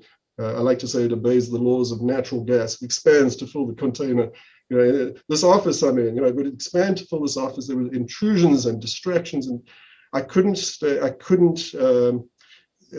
protect my time to be a productive researcher. So eventually I bowed out of that. I decided that I don't want to be a researcher anymore, and this whole sort of publish or perish kind of treadmill wasn't going to work for me. I want to be a full-time clinician, which is actually what most MDs in teaching hospitals in a place like Toronto are. I'm going to guess at least 2/3 of us are in this category of pure clinicians, and we're not on that academic sort of ladder, and not attempting to be on that academic ladder. We're clinicians, and we do clinical, so-called bedside teaching. But then there was this intellectual itch that needed scratching. And it was, I was just seeing patients all the time, and I didn't even have years. For quite a few years, I didn't even have time to read books. Really, I was so busy clinically. And it came back. I started to really need and want some intellectual stimulation, and then that's where the book, or it was initially just essays. It began as just a hobby interest, right? Totally separate in parallel with my work, like not part of my clinical work. And over the years, especially after the publication of the book, it actually started to dovetail more and become integrated. It sort of rejoined my professional role. And so I've actually had a lot of interest and support by the chief of my department and by the chair of the university department, which is a very massive department. And others, they read my book, they read my blogs, and honestly, they've been very kind and generous and supportive and encouraging, and said to me, you know, this should be actually, this is scholarly work. It's actually, it should be part of your professional role, not just something you do on the side. But even so, it's still late at night, and I don't have protected time for it. Sorry, that's a long story. I told you, I warned you it would be boring. I mean, it's progressed to a point where you write for Psychology Today. You've got your blogs. I mean, you write some beautiful pieces as well. I've read some of them. And did you ever think that would happen? That you'd be writing for Psychology Today at any point in your career? No. It sort of all happened, you know, just by accident. Actually, the invitation from Psychology Today came after the publication of the book, and almost got lost in my publicist's inbox for a few months. And then she said, "Oh, by the way, not sure if I forwarded this to you. You know, do you think you might be interested?" Hell yes. And it's look, Psychology Today also is a very big umbrella, and there's a lot. With all due respect and love for my editors and publisher, but there's a lot of pop psychology there. But there is also a lot of very serious science. There's some very impressive scientists who write there. And you know, there were people I had been reading long before that, and now I discovered that there were fellow bloggers, and it's great. I've been able to network and send my stuff to them, bounce ideas off them. Again, people who know much more than me. You know, I'm just a clinician ultimately, still. It's a good. Coming back to your skill, I mean, your skill is clearly filtering through the information and finding the resources that matter. And this seems to be the one skill you're owning up to. And I like that, because something I often like asking my guests is, if you had to pick and choose a bunch of readers and writers, and tell us some of your favorites, who would those be? Who would those people be? Because I'm sure a lot of people, because you were actually someone who came highly suggestible. I mean, a lot of my listeners asked me to reach out to you and interview you. So you came in as a very top tier guest. That's a complete surprise. So, me, but, well, thank you. Very kind of them. Yeah. So when you think of the people that inspire you and got you to formulate this and form this worldview that you have today, who are these people? They are generally the people who are cited in my book and in my blogs. And for if people have read more than one thing that I've written, then they probably see recurring names that recur. I will also say, humans being humans, there's probably no singular individual with whom I agree 100%, and I don't expect people to agree with me 100%. There are people, who, like, we agree on some things and not other things, but overall, I'm in agreement, and well, more than agreement. I don't want to suggest I'm on the same level as them. It's admiration, really, is the word, for what they write, right? But no, I don't admire. Or it doesn't. Not everything they say resonates with me. I mean, that's for sure. If you had to give me 5 names, five writers, who would those be? It's a tough one. Yeah. Well, the person, of course, to whom I owe a lot of gratitude for being an enthusiastic supporter of me, is the person who wrote the foreword to my book, and that is Michael Shermer, who's best known as the editor of Skeptic magazine. And by the way, again, I have to digress for just a moment, but that word skeptic, it's been misappropriated, vaccine skeptics, all sorts of things, right? True skepticism is rigorous skepticism and is synonymous with the scientific method, right? But unfortunately, the word skeptic means different things to different people. They're all people with the word definitely evolves over time now. It does mean something very Yeah. But Michael Shermer is sort of the uber skeptic, and he's been an enthusiastic supporter from early on. And for many years, he was a Scientific American columnist. He's a multiple New York Times best-selling author. And he said to me early on, after the book's first rejection, he said, "Ralph, we really need your book." And he helped me, and he directed me, and he ultimately offered to write the foreword, and that clinched the book contract deal. So I owe him a lot of gratitude. And I've read just about everything that he's written. Steve Pinker, who's a friend of his, very much admire, and Steve has been very kind on two occasions, writing to me to congratulate me on posts that had mentioned his work. And Michael gave him a copy of my book, and his wife, Steve's wife, I've met her as well, Rebecca Newberger Goldstein, is a tremendous writer and philosopher. I've spoken to Dan Steve. Dennett. Hopefully he'll be on the show soon, him and Rebecca. So hopefully that'll happen at some point. Oh, terrific. Yeah. Terrific. Yeah. Dan Dennett. I've only had an opportunity to meet him ever so briefly and communicate with him just briefly around a post of mine. Stuart Kauffman, on complexity theory. I will say that Stuart has gone off in a direction that does not resonate with me, sort of spirituality and some sort of parapsychological ideas that he thinks is found a scientific basis for. But Stuart is a brilliant, trailblazing complexity theorist, and in the early years when I was writing my book was very big influence as well, reading his stuff. Hard to read, it's very dense. Dawkins, Richard Dawkins, of course, and Sam Harris, but I should say that I found their writing too strident. And a little bit, I think they've evolved as well, but in early years, too much straw manning of religion, caricaturing religion as if it's all literalist. And I balked at that at the beginning. I didn't like that. I came from, a schooling and a community where I understood that there are many very nuanced, very philosophically complex, subtle religious views, and I said to you earlier, I think there's a lot of wisdom in the religious tradition. Why? Because that was the only game in town, and that was where people wrote, if within that framework, if they were very smart, philosophical, deep thinkers. But it's definitely not all just biblical literalism, and I think it's unfair to caricature it that way. And I think the new atheists did that initially. Maybe they don't do that anymore. But I've learned a lot from them, and particularly from Dawkins.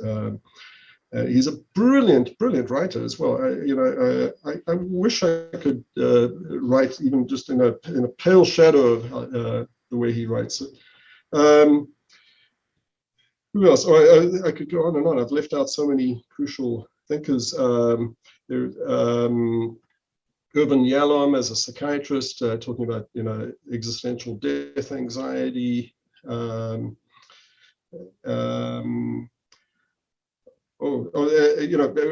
I would need to think about this and talk about this for another hour. Touching on Dawkins and Dennett, because they also, when I was younger, I remember when I came across their work, I was also very influenced by it, and I felt they were expressing a lot of my views and a lot of thoughts I've been having for so many years and just haven't really expressed myself. But I do agree. They strawman quite a bit, particularly in the earlier writings. But what I think, for me, Dawkins, his best work was The Selfish Gene. People often forget what brilliant work he's done because of the God stuff that he came with afterwards. They often forget the brilliant scientist that Dawkins is.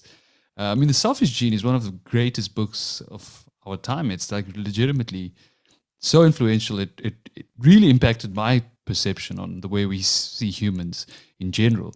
And another person who's done that for me was Dennett as well. Dennett, except for his views on free will, I'm not sold on that. But actually, let's touch on that, Ralph. What are your views on free will?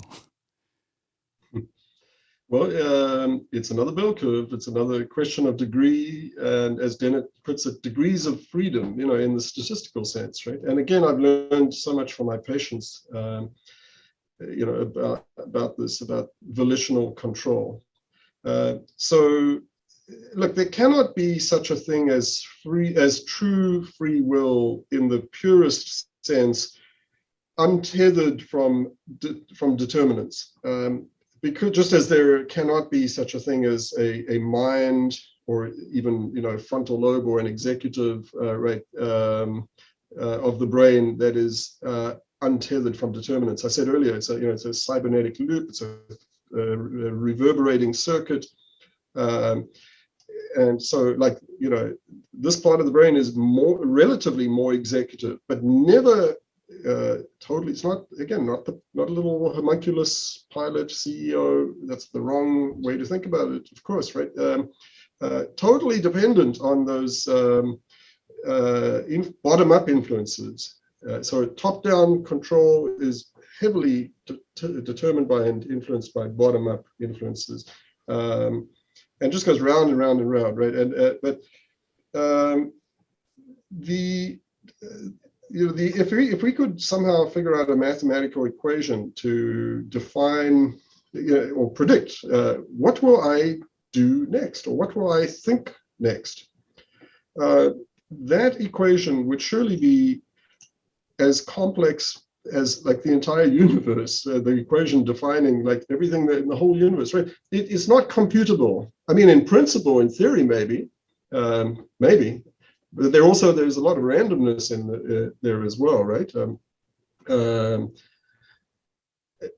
I mean, at least at the quantum mechanical level, we know that there's randomness, and I'm not suggesting that consciousness is a quantum phenomenon. I think that's also the wrong way to think about consciousness. But at some level, there's randomness that happens at the quantum level, right? And so probably, it's not truly predictable and determined. But even if it was, it would be so complex that for practical purposes, it would be uncomputable.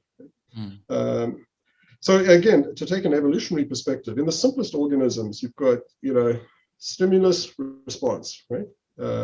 It's just very mechanical and very simple, right? They're simple organisms are stimulus response machines, right? And what you have is, as you evolve more and more intermediate levels of neuronal complexity between the receptor, of perception, of sensory perception, and the output, the motor output, if you like, you've got more and more intermediate levels of neuronal complexity, and ultimately in humans, the most complex animals on this planet, there's so much complexity, so much combinatorial complexity, and so much delay of response in relation to stimulus. I mean, we think about it. We humans, we delay response to stimulus sometimes by decades. Yeah, financial planning, career planning, right? Things like that, right? We inhibit the sort of, like we were talking about, executive function and ADHD and the difficulties some people have with inhibiting a response and being more impulsive. But most people, even those people, are capable of inhibiting a response to stimulus, and sometimes by decades, right? And in a very planful way, and integrating so much stored information, so much prior experience, and influenced by so many,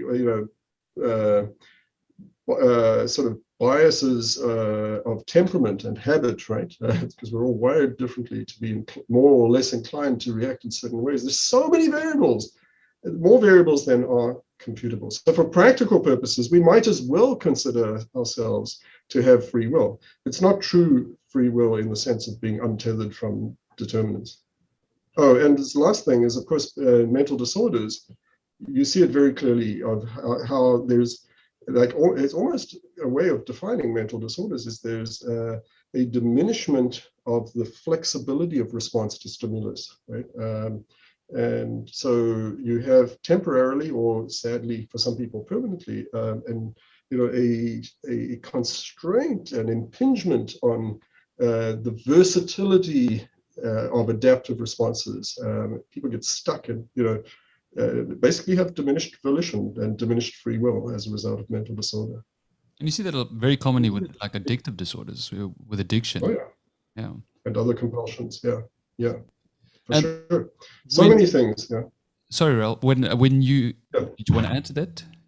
Oh no, that's it. Yeah. I wanted to say that, I mean, as a psycho-oncology consult, you're obviously coming across patients amid severe existential crisis. I'm assuming a lot of your patients. Let's talk about your religious patients and your atheist patients.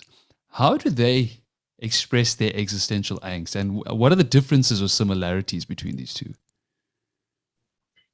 Yeah, well, so pretty much most people struggle with these questions, religious or not, and I won't try to describe religious patients as if they're homogenous.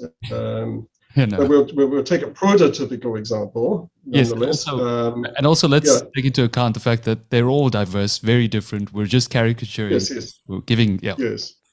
Yeah.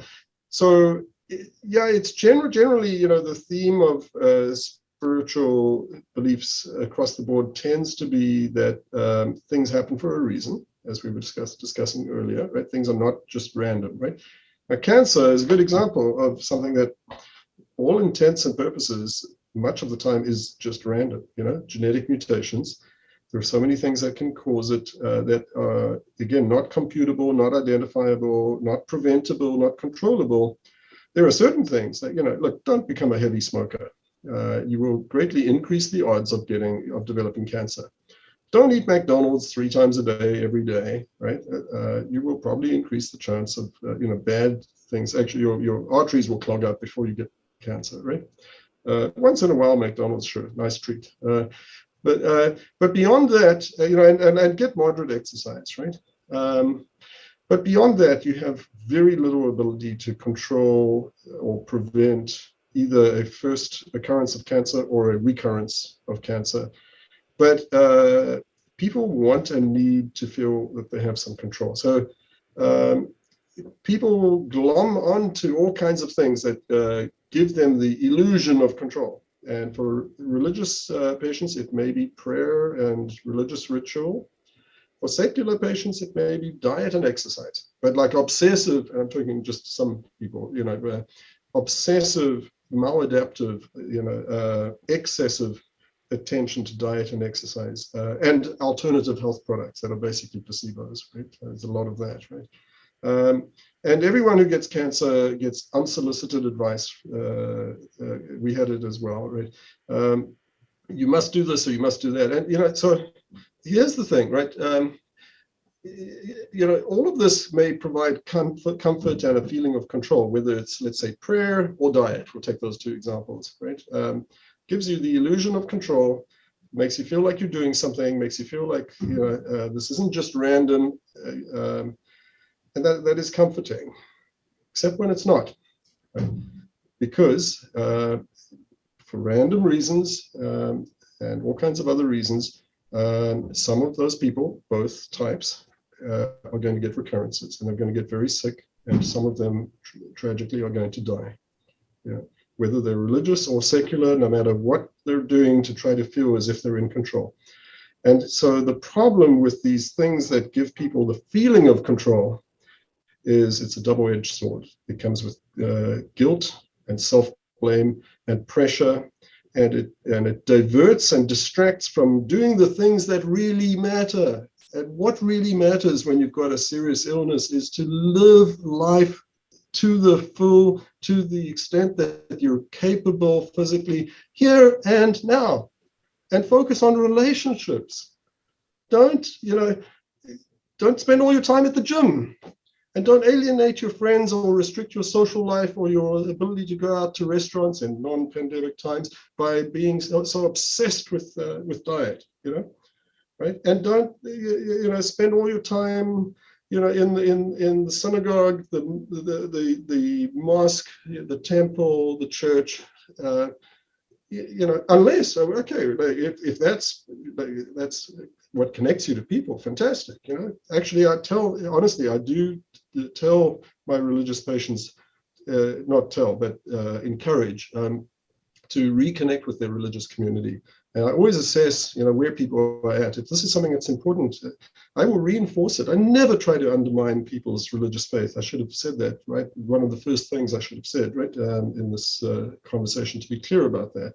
Absolutely not. I'm not here in the business. I'm not in the business of convincing people, this is the worldview you should have. I'm in the business of helping people to be more adaptive and happier, right? So, yeah, but the problem is, except when it's not, right? And so tremendous anguish. Why me? And why have I been abandoned by God? Or what did I do to fail in my diet? That's the problem. So ultimately, I think for people who are receptive to it, understanding and accepting that randomness is fundamental in the universe, right? As terrifying as that may seem initially to people, is ultimately liberating and even empowering. Okay. Do you find that a lot of them change their views towards the end? Do you get that a lot? A lot of people who are religious suddenly becoming atheists towards the end, or the other way around? Some people, and in both directions. And again, I will encourage and reinforce whatever helps people get through the day. I'm not in the business of shattering or bursting people's bubbles. Not at all. But if someone comes to me and says, "Look, I don't have religious faith, or I have all these doubts, and I'm struggling with this. Please, can you help me understand what's going on? Why me? Why did this happen to me?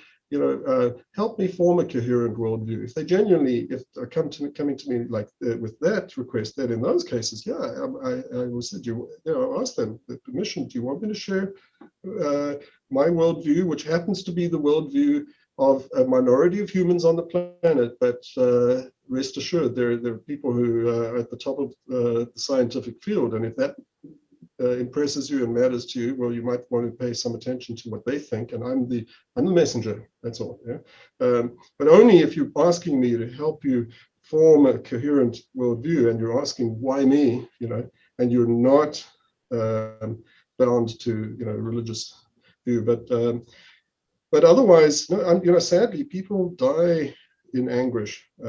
Why me? Why have I been abandoned? How could this be happening to me? What have I done to anger God, to be forgotten by God, to fail in my diet, to fail to attend to my health, whatever, for some people, it's never resolved.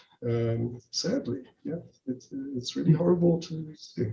Glad you prefaced the fact that you are in the business of helping people. I mean, myself included. I never try and change my patients' beliefs. I'm always there to try and adjust and adapt to their environment and their situation. But everyone's different. We're all different. We all have to experience this at some point. We're all going to go down that route where the time is going to come.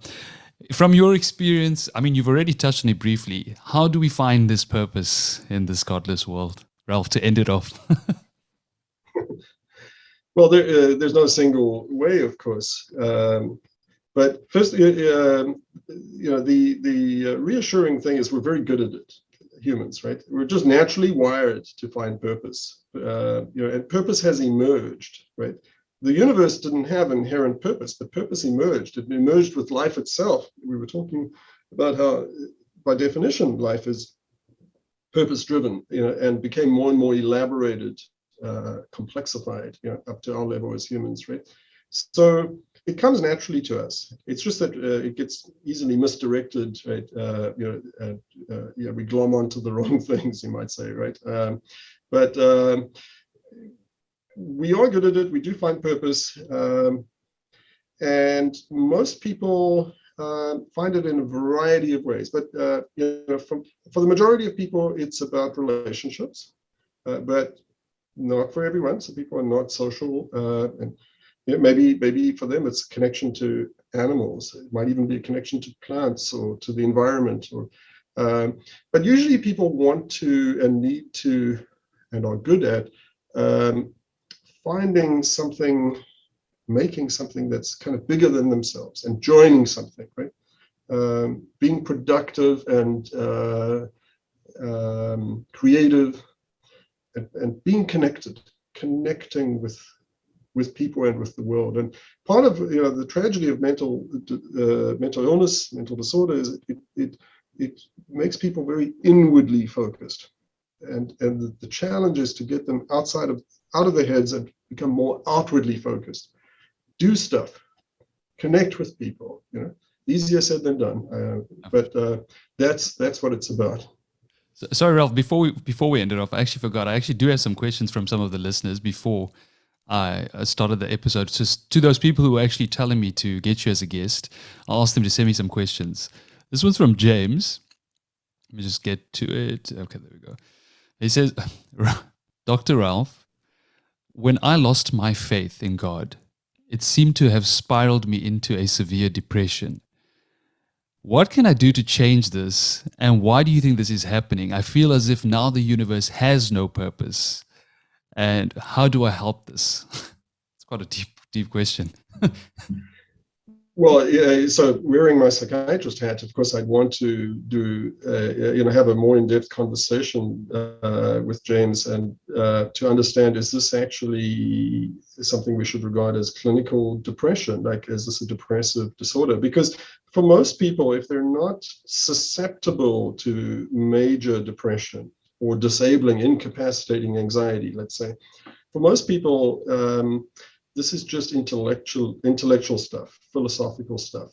It's the stuff of, for young people, late night dorm room conversations, or interesting chats over beer or something like that. Right? For most people, this does not result in profound depression in the sense of being impaired in your functioning, or becoming suicidal or something like that. That's more suggestive of a susceptibility to clinical depression, which many people are susceptible to, and to varying degrees, right? So I'm not sure if, just how severe James's depression was, or how, if he's just using the word depression loosely. I think he's possibly the word loosely. I think. Yeah, maybe. Yeah. But for people who are truly clinically depressed and impaired in their functioning, it's sort of the same thing as people who are truly delusional in a state of psychosis. You're not just going to talk them out of it. That's when there is a central role for medication. And while we don't have anything close to perfectly effective medications, our medications, they're not placebos. They do work at least some of the time, and at least moderately, sometimes very well. You need medication to help you out of a profound depression, just like you need medication to help you out of a truly delusional state. But for people who are mildly, maybe moderately, let's say mildly depressed, good conversation, series of conversations may help. And that may be in a formal therapeutic setting, a psychotherapy setting, or just maybe with a good friend or family member, or it may be just, reading a book by someone you've never met across the world who maybe has insights that help you make sense of the world. I am confident that, for people like James, if they're not, if it's not to a clinical degree, they'll figure it out. And they'll figure it out even on their own, even without help, but maybe a bit quicker with help. No, thanks. Let's do one more just before we go. Sure. Let's see.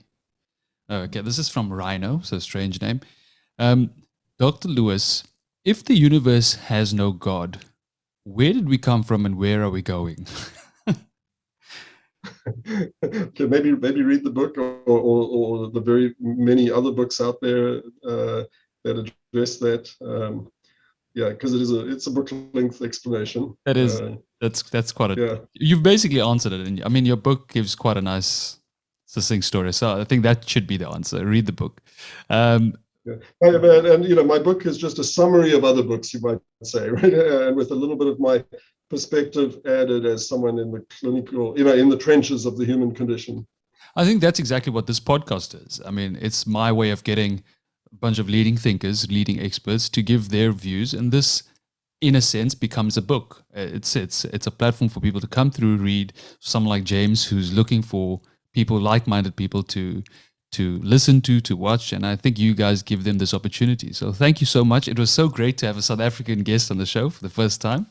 I really appreciate it. Just as great to be interviewed by a South African. Really, you know, fabulous actually. And It makes me feel like I'm at home. Like I genuinely felt like this conversation took place in South Africa in real time. So I appreciate that. And yeah, what can we expect from you moving forward? What's the plan? Is except for obviously the clinical work. Do you have any upcoming books that you're planning for the future? I have seeds of books, but okay, my biggest problem in life is time. And unfortunately, you know, my day job is all consuming. And I kid you not when I say that, you know, any writing I do is very unhealthy because I ought to be sleeping, socializing, exercising, doing all the things I was just suggesting to people a few moments ago. Okay, I do some of that. I'm not so insular, but no, you know, I do have a life outside of here, but I'm constantly juggling time, competing time demands, and my clinical work leaves very, you know, precious little time to write. You know, I can barely get a blog out, maybe every month or something. I'm going to try. I'm going to try really hard. I can't say if I'll ever write another book. It took years of my life. It's a wonderful thing to do, but it's also very dicey. It can totally fall flat. It can totally fail, and it takes many other things out of you. It competes with all the other things in life. Your first book is exceptional. I think all the listeners, all the readers, they love it. It's clear, I mean, from the response I was getting online. Thank you so much for your time, Ralph. I will put links to your blog and to link to your book as well for everyone to know. But yeah, I appreciate it. Thank you so much for joining me on Mind Body Solution. I think because of you, we've taken at least one step closer to the Mind Body Solution. Thank you so much, Tevin. All the best to you. Good luck, and thank you to your listeners.